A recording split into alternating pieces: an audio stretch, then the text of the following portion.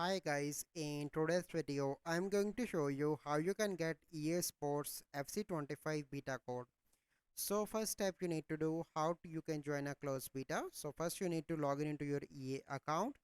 Go to account setting and select email preferences. Under manage your email preferences, select the box to provide your consent. A check mark should appear. Select the frequency of email you would like to receive. Under preferred games, you need to select add more to pick the game you want to hear about.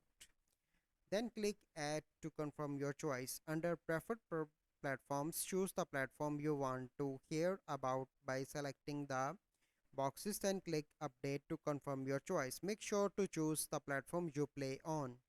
So once you done that, here you can see what a beta code. A beta code is a string of letters and numbers that act as your key to accessing most closed beta test. If you are selected to participate, you will get a confirmation email along with the code. These emails will always come from official EA email that is mentioned here. So this is a process that you need to follow to get the code. So I hope you find this video helpful.